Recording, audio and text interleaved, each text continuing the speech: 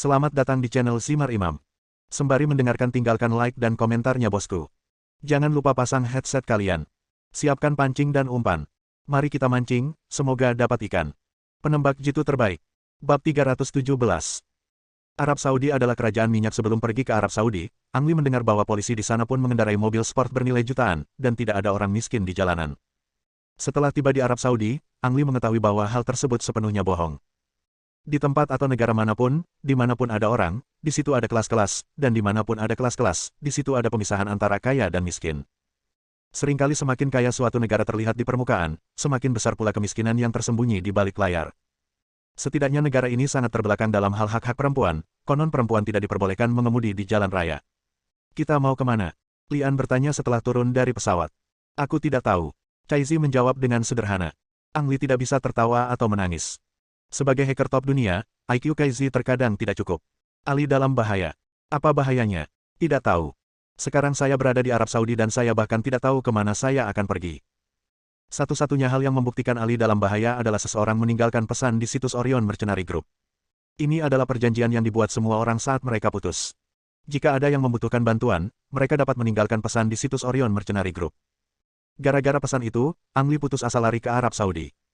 Kalau begitu kamu harusnya tahu di mana Ali sekarang kan? Lian bertanya lagi. Aku tidak tahu. Jawaban Chaizi masih terus terang, dan dia menatap Lian dengan matanya yang besar dan berkedip-kedip. Ini seperti mengatakan, Anda adalah bosnya, saya mendengarkan Anda. Hehe. Lian benar-benar tidak tahu harus berkata apa selain tertawa, dan berkata pada dirinya sendiri, aku benar-benar gila datang ke sini bersamanya. Saat keduanya berdiri di bandara bertanya-tanya apa yang harus dilakukan selanjutnya, sebuah suara manis berkata dalam bahasa Mandarin yang ditekan, apakah mereka Lian Xian dan Nona Chaizi? Lian menoleh ke belakang dan melihat seorang wanita bertopeng mengenakan pakaian pria berdiri di belakangnya. Dia tampak sangat gugup, melihat sekeliling dari waktu ke waktu, seolah-olah dia sedang melakukan transaksi rahasia dengan Lian. 4 pria galak datang dari kejauhan, dan wanita itu berkata sebelum Lian dan Chaizi dapat menjawab, silakan ikuti saya. Selain Ali, Lian dan Chaizi tidak mengenal siapapun di negara ini. Karena pihak lain bisa memanggil namanya, itu pasti ada hubungannya dengan Ali. Bagaimanapun, Lian dan Chaizi tidak memiliki petunjuk apapun, jadi mereka mengikuti wanita itu menuju tempat parkir bawah tanah bandara. Keempat pria galak itu segera mengejarnya. Lift tidak muncul dalam waktu yang lama, dan wanita itu terlihat sangat cemas saat melihat 4 pria mengejarnya. Lian melihat tangan kanan mereka berempat tersembunyi di balik pakaian, jelas memegang senjata, jadi dia berkata, naik tangga. Mereka bertiga berjalan menuju tangga tak jauh dari situ. Saya tidak tahu apakah orang-orang saat ini terlalu malas. Mereka lebih suka berdiri di sana menunggu lift daripada berjalan 2 langkah lagi untuk menuruni tangga. Dibandingkan hiruk-pikuk di luar, tangga tampak sangat sepi. Setelah Lian memberi isyarat kepada Chaizi dan gadis itu untuk turun lebih dulu, dia bersembunyi di balik pintu dan menunggu 4 orang ganas itu tiba. Dadada. Saat langkah kaki yang mendesak masuk, pintu tangga diketuk terbuka, dan 4 pria garang bergegas masuk. Pria yang berjalan di depan mula-mula melihat ke atas, lalu melihat ke bawah. Dia mengeluarkan tangan kanannya yang tersembunyi di balik pakaiannya, memegang pistol Amerika yang dilengkapi peredam. Setelah menemukan Chaiko dan gadis itu, dia segera mengarahkan pistolnya ke arah mereka, tapi sebelum dia bisa menarik pelatuknya, sebuah tangan besar meraih laras pistolnya. Retakan. Lian memutarnya dengan keras dan pistol ada di tangannya. Jari telunjuk tangan kanan orang lain terpelintir dan patah. Engah, engah. Ang Lee melepaskan 3 tembakan, menewaskan 3 pria lainnya, dan kemudian menodongkan pistol ke kepala pria yang jarinya putus. Pria itu tampak sangat gugup dan mengoceh banyak kata yang tidak dapat dipahami Lian. Apakah kamu mengancamku? Lian menilai arti umum dari nada bicara pihak lain. Mata pria itu tajam, seolah ingin memakan Lian Sheng. Pergilah ke neraka. Ang Lee menarik pelatuknya dan membunuh pihak lain. Lian tidak mengerti kata-katanya, tapi ketika Lian mengulurkan tangan dan mencari di tubuh orang lain, ada dengungan di kepalanya. Polisi. Lencana polisi setempat disembunyikan di bawah pakaiannya, dan 3 pria lainnya juga memiliki lencana yang sama. Sudah berakhir, bagaimana kita bisa membunuh polisi? Lian bergumam di dalam hatinya, menghapus sidik jari di pistolnya, berjalan menuruni tangga dengan cepat, dan menyusul Chaizi dan gadis itu sebelum pintu keluar. Bagaimana kabar keempat orang itu? Chaizi bertanya dengan terengah-engah. Lian mengabaikan Chaizi, tapi mendorong gadis itu ke dinding. Ada belati di tangannya dan dia menaruhnya di leher gadis itu.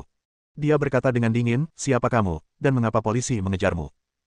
Gadis itu berkata dengan tenang, tidak, orang yang ingin mereka bunuh bukanlah aku, tapi kamu. Kita. Lian dan Chaizi tampak malu. Mereka baru saja turun dari pesawat dan bahkan tidak mengenal siapapun. Salah. Temui seseorang, Ali. Apa karena Ali? Namaku Martha, dan aku adik Ali. Apakah kamu seorang putri? Lian bertanya dengan heran. Ali adalah seorang pangeran, jadi saudara perempuannya secara alami adalah seorang putri. Wajah Marta tertutup, hanya mata rohaninya yang terlihat, namun tidak sulit ditebak bahwa dia sangat cantik.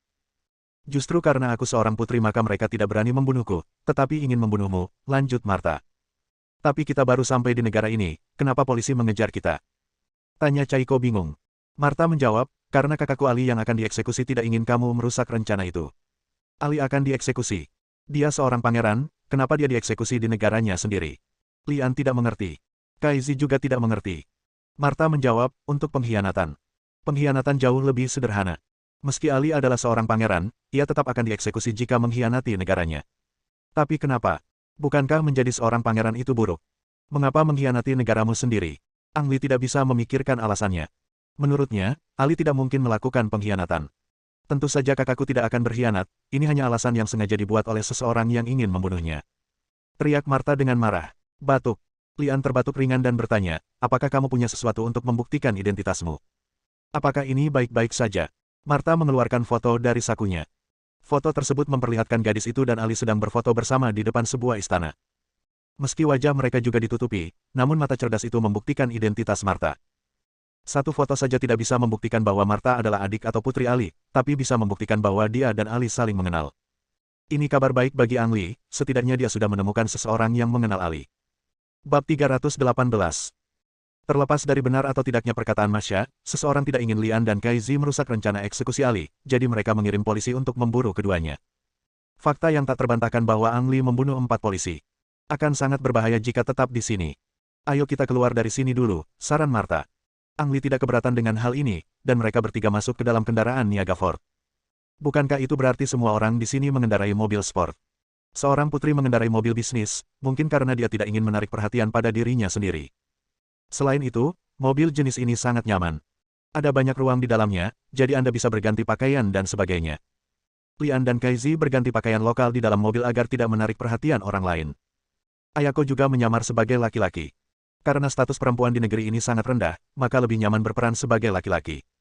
Kemana kita akan pergi? Lian bertanya. Ajak kamu menemui adikku dulu. Jawab Marta. Setelah mobil meninggalkan bandara, langsung melaju keluar kota melalui jalan raya. Ada banyak gurun pasir di Arab Saudi.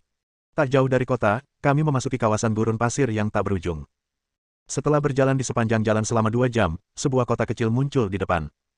Dibandingkan dengan kota yang ramai sebelumnya, kota kecil ini sangat terbelakang. Tidak ada gedung-gedung tinggi yang terlihat, yang ada hanya petak-petak rumah rendah dan bobrok. Lebih dari separuh formasinya adalah tentara berseragam militer, sehingga membuat orang mengira ini adalah pangkalan militer. Pangkalan militer sebenarnya terletak 3 km sebelah barat kota. Terus terang, kota ini adalah tempat para prajurit beristirahat dan menyediakan perbekalan, sehingga Anda akan menemukan 9 dari 10 tentara dalam keadaan mabuk. Marta sudah bersiap dan membawa Lian dan Kaizi ke hotel. Kamar ini terletak di lantai tertinggi hotel, menghadap pangkalan militer. Jendela-jendelanya ditutup rapat, sehingga ketika pintu dibuka, ruangan menjadi gelap gulita. Setelah menyalakan lampu, saya menemukan sebuah benda setinggi 1 orang berdiri di depan jendela, ditutupi kain. Marta mengunci pintu di dalam, lalu berjalan mendekat dan melepas spray. Sebuah teleskop berkekuatan tinggi yang dipasang di sana dengan sebuah segitiga terlihat oleh semua orang. Kemudian Marta membuka sedikit tirai agar teleskop dapat melihat keluar. Dia berbaring di belakang teleskop, melihatnya, membuat sedikit penyesuaian, lalu kembali ke Lian dan Kaizi dan berkata, itu dia. Lian membungkuk dan melihat. Di bawah pengaruh teleskop berkekuatan tinggi, pemandangan yang berjarak 3 km terhenti. Ali digantung terbalik di sebuah kotak kecil di pangkalan militer. Bibirnya pecah-pecah dan wajahnya ditutupi pasir. Dari waktu ke waktu, seseorang akan memercikkan air ke tubuhnya untuk mendinginkannya dan mencegahnya terbakar sinar matahari sampai mati dalam cuaca panas ini. Di sekeliling alun-alun ada 30 tentara bersenjata. Dibandingkan dengan Ali, para prajurit ini jauh lebih beruntung. Setiap prajurit memiliki payung besar di atas kepalanya dan mengambil giliran setiap jam. Selain tentara di alun-alun, ada banyak tentara di pangkalan, serta senjata dan perlengkapan seperti baju besi, tank, dan pesawat. Satu kalimat. Mustahil untuk menerobos masuk dan menyelamatkan Ali. Ang Li menggunakan teleskop untuk melihat setiap sudut pangkalan militer, lalu berbalik dan bertanya, Marta, bisakah kamu menyelinap masuk? Marta menggelengkan kepalanya, apalagi menyelinap masuk, dia tidak bisa muncul sama sekali sekarang. Lian sedikit kecewa. Adikku akan dieksekusi besok pagi. Tolong carikan cara untuk menyelamatkannya, kata Marta dengan tatapan memohon. Jika kita ingin menyelamatkannya, kita perlu membuat rencana yang sempurna. Lian duduk di kursi dan memejamkan mata untuk berpikir. Kaizi berjalan mendekat dan melihat melalui teropong. Dia juga mengerutkan kening dan tidak tahu apa-apa. Di mana Ali akan dieksekusi besok? Lian tiba-tiba membuka matanya dan bertanya. Di alun-alun itu, jawab Martha. Di dalam pangkalan militer. Wajah Lian menjadi gelap. Kalau begitu, mereka harus mencari cara untuk masuk. Kemudian mereka akan menghadapi angkatan bersenjata dari seluruh pangkalan militer. Mungkin aku bisa masuk ke sistem mereka dan mencari cara agar mereka mengirim Ali keluar, kata Chaiko tiba-tiba. Lian mengangguk. Ini adalah ide bagus dan mengurangi tekanan yang dihadapi semua orang. Saya membutuhkan beberapa senjata dan perlengkapan, apakah Anda memilikinya di sini? Lian bertanya. Martha menggelengkan kepalanya, tapi kemudian berkata, saya tidak memilikinya, tapi saya kenal seseorang yang bisa mendapatkannya. Bawa aku ke sana. Lian berdiri dan berkata. Ali akan dieksekusi besok pagi, dan tidak ada waktu untuk menunda. Sebelum meninggalkan hotel, Lian tiba-tiba bertanya, Martha, karena kamu seorang putri, menurutku kamu tidak kekurangan uang, bukan? Martha terkejut sesaat, lalu mengerti dan menjawab, saya akan membayar segala biaya yang Anda perlukan kali ini. Lian tersenyum malu-malu. Tidak mungkin, siapa yang menjadikan dirinya miskin? Kaizi diberi tanggung jawab untuk memantau pangkalan militer di seberangnya dan mencoba mencari cara untuk menyerang sistem militer. Lian dan Martha mengemudikan kendaraan niaga keluar kota dan melanjutkan perjalanan. Dengeng dengungan. Keduanya baru berjalan kurang dari 10 km ketika dua mobil Ferrari berwarna hitam mengejar mereka dari belakang. Kedua Ferrari itu saling berkejaran, seolah sedang berlomba. Martha sepertinya sudah terbiasa dengan hal seperti ini. Ada begitu banyak orang kaya di negeri ini, jadi dia menghentikan mobilnya di pinggir jalan dan memberi jalan. Lian secara alami juga menemukan dua kendaraan off-road ini, tetapi ternyata ada yang tidak beres. Ferrari yang bergerak cepat itu tiba-tiba menurunkan jendelanya. Hati-hati. Lian menarik Martha ke tanah. Peluru, bang-bang, menghujani kendaraan niaga tersebut. Mencicit, mencicit. Setelah kedua Ferrari menyalip kendaraan niaga tersebut, mereka terhenti, dengan bagian depan menghadap langsung ke arah kendaraan niaga tersebut. Jangan bersuara.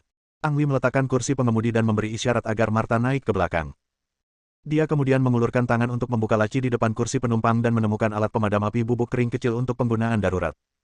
Pintu dua Ferrari di sisi berlawanan terbuka, dan 4 pria keluar, masing-masing memegang microcharger di tangan mereka. Wajah mereka berempat tertutup dan berkacamata, jadi sulit untuk mengetahui seperti apa rupa mereka. Lian membuka tas LV Martha. Tas ini telah dibuang ke dalam mobil dan belum dilepas. Tas setiap wanita berisi barang-barang yang kurang lebih sama, sebagian besar adalah barang untuk perbaikan. Lian pertama-tama mengambil cermin dan melihat keluar, 4 pria bersenjata datang, 2 di depan dan 2 di belakang, saling menutupi. Setelah meletakkan cermin, Lian mengeluarkan lipstik dari tasnya dan menyembunyikannya di tangannya, lalu melemparkan alat pemadam api bubuk kering keluar jendela. Papa. Suara tembakan terdengar, alat pemadam kebakaran meledak setelah terkena peluru, dan bubuk kering berserakan di mana-mana. Kacamata musuh ditutupi bubuk putih dan dia harus melepasnya. Bab 319. Berdengung. Lian memasukkan gigi mobilnya, menginjak pedal gas, dan membiarkan mobil melaju kencang. Kedua orang di depan langsung tersingkir. Mobil berhenti di belakang dua pria bersenjata. Lian mengulurkan tangannya dan menusuk lipstik itu. Dengan suara, pop, itu menembus salah satu mata orang itu. Terdengar suara, bang. Musuh membenturkan kepalanya ke pintu mobil dan pingsan. Papa. Musuh terakhir menarik pelatuknya. Lian membuka pintu mobil dan melompat keluar. Dia mengulurkan tangan dan mengambil senapan mesin ringan di tanah dan menembak balik. Pelurunya terbang ke bawah mobil, mula-mula mengenai kaki musuh, dan ketika musuh tiarap, ia menembak kepala musuh. Keempat pria bersenjata itu terjatuh dalam waktu kurang dari 1 menit. Apakah kamu baik-baik saja? Lian memasukkan kepalanya ke dalam mobil dan bertanya. Martha berbaring di lantai dan menggelengkan kepalanya. Dia tidak terluka kecuali karena ketakutan. Melihat mobil yang penuh lubang peluru, Lian berkata, kita harus mengganti mobil. Dengeng dengungan. Lian dan Martha masing-masing berkendara dengan mobil Ferrari. Kecepatan mobil ini jauh lebih cepat dibandingkan kendaraan niaga. Setengah jam kemudian, keduanya berhenti di lintasan balap unta. Balap unta memiliki sejarah panjang di Arab Saudi. Mirip dengan pacuan kuda. Orang akan memasang taruhan berdasarkan ras yang berbeda. Meskipun unta biasanya sangat lambat, begitu mereka mulai berlari, mereka dapat mencapai kecepatan sekitar 70 km per jam. Tergantung pada kompetisinya, spesifikasi arena seringkali berbeda, mulai dari bulat hingga persegi. Arena di depan kami berbentuk lingkaran persis. Pemilik arena tersebut bernama Vali. Konon dia juga seorang pangeran. Dia adalah pengontrol unta yang luar biasa dan memiliki puluhan ribu ekor unta. Orang yang dicari Lian dan Martha dalam perjalanan ini adalah Vali, berharap dapat membeli beberapa senjata dan perlengkapan darinya. Karena selain balap unta, minat terbesar Wali adalah menjual senjata, dan dia merupakan pedagang senjata terbesar di Arab Saudi. Setelah turun dari mobil, Martha pergi untuk bernegosiasi dengan penjaga di tempat tersebut, dan segera menghampiri Ang Lee dan berkata, kabar baik, Fali setuju untuk menemui kami, dan sebagai syarat kami harus memberinya 2 mobil ini. Titik petik 2. Kedua mobil ini adalah Ferrari. Saya meminta 2 Ferrari bahkan sebelum saya bertemu dengannya. Biaya pertemuan untuk orang ini sangat tinggi. Untungnya, kedua mobil ini sama sekali bukan milik Lian, dan Lian tidak merasa tertekan sama sekali, jadi dia melemparkan kunci mobil tersebut kepada penjaga. Di bawah pimpinan para pengawal, Ang Lee dan Martha memasuki sebuah ruangan pribadi mewah di arena. Kamar pribadi ini luasnya 200 meter persegi, dan dekorasinya lebih mewah dari hotel bintang 5. Banyak bagiannya yang bertatahkan batu giok, yang menunjukkan betapa berharganya pemiliknya. Martha, seorang lelaki tua jangkung dengan wajah bersudut, yang tahu bahwa dia adalah pria tampan ketika dia masih muda, datang sambil memegang tongkat penyangga bertatahkan batu rubi di tangannya. Paman Wali, panggil Martha sambil memberi hormat. Paman, hehe, Lian terdiam. Apakah ada paman seperti itu di dunia ini? Saat bertemu, Anda harus memberikan hadiah. Wali dan Martha berpelukan dengan sopan, namun sepasang tangan memanfaatkan kesempatan itu untuk mengoleskan minyak ke pantat Martha. Saat Lian melihat ini, dia sangat ingin melangkah maju dan menamparkan wajah Fali. Binatang buas. Kamu juga bisa melakukan ini pada keponakanmu sendiri. Ini pasti Tuan Li, kan? Mata Fali tertuju pada Lian. Lian sedikit terkejut, dia tidak menyangka kalau dia terkenal. Martha mengangguk ringan lalu langsung melanjutkan, Paman, dia membutuhkan beberapa senjata dan perlengkapan. Saya harap Anda dapat membantu. Jangan terburu-buru. Fali melambaikan tangannya, berjalan ke arah Lian sambil tersenyum, dan mengulurkan tangannya untuk menyentuh dada Lian 2 kali. Proses ini membuat Ang Lee merasa mual. Jika dia tidak melihat Fali mengepel Martha barusan, dia akan mengira pria mesum ini menyukai pria. Ang Lee tidak mendiskriminasi hubungan sesama jenis yang bertentangan dengan kehendak Tuhan, tapi dia tidak ingin orang-orang itu punya ide sendiri. Tuan Li, Anda seorang selebriti sekarang. Fali tersenyum. Bagaimana kamu mengatakannya? Lian bertanya. Fali berkata dengan tenang, membunuh dewa kematian membuatmu bernilai ratusan juta dolar dan menjadi sasaran penembak jitu di seluruh dunia. Dia membunuh 8 polisi saat pertama kali tiba di sini. Bukankah dia dianggap selebriti? Kelopak mata Lian sedikit tenggelam. Dia membunuh 8 polisi, mungkin karena Fali mengirim orang untuk mengawasinya. Orang ini sepertinya telah memperhatikan dirinya sendiri sebelum dia datang. Fali mengubah topik dan berkata, bukan tidak mungkin aku membantumu. Kamu hanya perlu memenuhi 2 syarat. Madan, kenapa kamu tidak mengambil 2 Ferrari? Syarat apa? Tanya Lian. Fali menjawab, pertama, kalahkan saya di lapangan. Kedua, saya kebetulan tertarik untuk menembak. Anda harus melawan saya dan menang. Petik 2. Ang Lee adalah seorang amatiran dalam balap unta, dan dia harus mengandalkan keberuntungan jika ingin menang melawan Fali. Sedangkan untuk menembak, Ang Lee masih percaya diri, dan dia juga menemukan bagaimana dia bisa mengenal dewa kematian. Kamu ingin membunuhku untuk mendapatkan bonus 100 juta dolar? Tanya Ang Lee. Fali menggelengkan kepalanya dan tersenyum, anak muda, apakah menurutmu aku terlihat seperti orang yang kekurangan uang? Bukan seperti itu, tapi benar-benar rakus. Siapa yang akan mengeluh bahwa uangnya terlalu sedikit? Jangan khawatir, selama kamu memenuhi kedua syarat ini, aku bisa memberimu perlengkapan gratis dan memberikan beberapa layanan tambahan. Fali memandang Lian sambil tersenyum. Apakah aku berhak memilih? Tanya Ang Lee. Tidak. Siapa bilang hanya Fali yang bisa menyediakan senjata dan perlengkapan di sini? Lian berjalan ke kaca besar dari lantai ke langit-langit. Garis pandang di sini sangat bagus, Anda dapat melihat seluruh stadion, dan Anda dapat dengan jelas menyaksikan seluruh pertandingan dengan teleskop. Unta-unta tersebut telah memasuki lintasan dan yang mengejutkan semua jokinya adalah anak-anak. Semakin ringan bobot joki, semakin cepat unta berlari, maka dipilihlah anak-anak sebagai joki, bisik Martha di samping Lian. Dari Martha, Ang Lee belajar tentang kerja keras anak-anak joki tersebut. Mereka telah berlatih sebagai joki sejak mereka masih sangat muda. Tidak mungkin tidur sebelum jam 10 setiap malam, dan latihan hari itu dimulai pada jam 4 pagi. Untuk menjaga berat badannya, mereka seringkali makan sangat sedikit. Fali dengan cepat memilih unta nomor 1 di antara semua unta. Semua lintasannya milik Fali dan dia mengenal setiap unta dan setiap joki. Unta No. 1 adalah yang tertinggi dan memiliki bulu halus, sedangkan joki di atasnya adalah yang terkecil dari semua joki. Perpaduan keduanya bisa dikatakan mampu memusatkan seluruh keunggulan menjadi satu, dan menjadi favorit untuk memenangkan persaingan. Pilih No. 2, bisik Martha. Melihat Lian menatapnya dengan ragu, dia melanjutkan, percayalah, No. 2 pasti akan memenangkan permainan ini. Melihat wajah percaya diri Martha, Lian kembali menatap Fali dan berkata, aku memilih nomor 2. Bab 320. Nomor 2. Fali terkejut sesaat, lalu tertawa terbahak-bahak. Dia mengulurkan tangan dan menepuk bahu Lian dan berkata, adik, sepertinya kamu tidak mengerti apa-apa tentang balap unta. Lian benar-benar tidak mengerti. Dilihat dari bentuk tubuhnya, No. 2 berukuran 2 kali lebih kecil dari No. 1, dan memiliki bulu yang paling berantakan di antara semua unta. Joki nomor 2 ini satu ukuran lebih tua dari joki nomor 1 dan merupakan yang tertua di antara semua joki setelah lomba ini. Seberapa cepat seekor unta kecil dapat melaju dengan joki yang besar? Lian pun ragu-ragu saat mendengar Martha menyuruh memilih no. 2, namun baru setuju saat melihat wajah tegas Martha. Adik, jangan biarkan aku mengganggumu. Aku akan merekomendasikan satu padamu. Bagaimana pendapatmu tentang nomor 3? Unta no. 3 paling dekat dengan unta no. 1 dari segi bentuk tubuh dan bulu, serta bobot jokinya juga sangat berbeda. Sebagai perbandingan, unta no. 2 terjebak di tengah dan jauh lebih buruk. Percayalah padaku, bisik Martha di telinga Lian. Saya tetap memilih no. 2, Ang Li bersikeras. Melihat ini, Fali tidak berkata apa-apa dan segera memerintahkan permainan untuk dimulai. Wow, semua unta bergegas keluar. Seperti yang diharapkan, unta nomor 1 dengan tubuh terbaik memimpin, diikuti oleh unta nomor 3. Kedua unta itu bisa dikatakan maju secara bersamaan.